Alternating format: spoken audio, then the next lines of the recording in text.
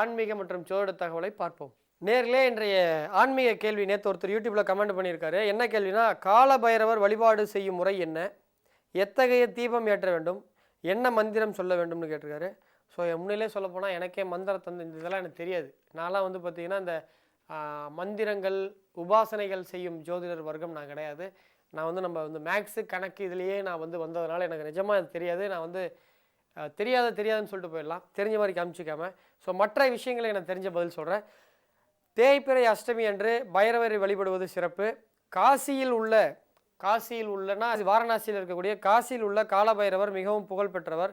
இத்தலத்தில் காலபைரவர் அஷ்டகம்னு சொல்லக்கூடிய, அஷ்டகம்னா 8 என்னும் ஸ்லோகத்தை ஆதிசங்கரர் பாடியுள்ளார்.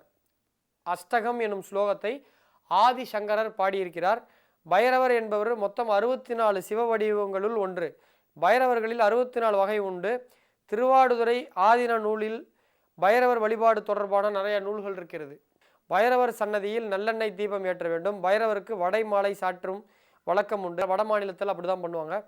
பைரவருக்கு பூசணிக்காய் உடைத்து அதில் வந்து நல்லெண்ணெய் ஊற்றி தீபம் ஏற்றுவது சிறப்பு. பைரவர் வழிபாடு செய்தால் துர்தேவதைகள் உங்களை அண்டாது, கண்திருஷ்டிகள் விலகும், நவகிரகங்கள் தோஷங்களும் உங்களுக்கு விலகும். ஆதிசங்கரர் அருளிய புத்தகம் இருக்குது. அதில் நீங்கள் இந்த கேள்வி கேட்டதுனால வெப்சைட்டில் போய் ஒரு தொகுப்பு மட்டும் எடுத்திருக்கேன். ஓம் சிவோம் திகம்பராய வித்மஹே தீர்க்க ஷின்னாய தீமஹி தன்னோ பைரவ பிரச்சோதயா. மறுபடியும் சொல்கிறேன்.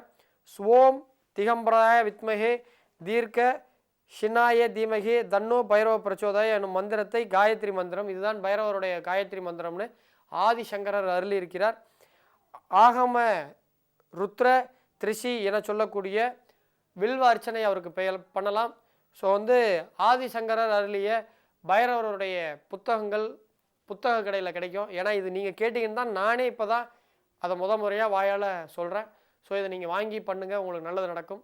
மீண்டும் நாளை காலை 8 மணிக்கு உங்களை சந்திக்கும் வரை உங்களிடமிருந்து விடைபெறுவது உங்கள் அன்பு நண்பன் சேலம் பாலாஜிஹாசன். உங்களுக்கும் இதே போன்ற கேள்விகள் இருந்தால் திரையில் தோன்றுகின்ற மின்னஞ்சல் முகவரிக்கு உங்களுடைய கேள்விகளை அனுப்புங்கள். நிச்சயமாக உங்களுக்கு பதில் கிடைக்கும். மேலும் இது போன்ற பொதுவான தகவல்கள் தேவை என்றால் அதை வந்து நீங்கள் இமெயில் அனுப்ப வேண்டாம்.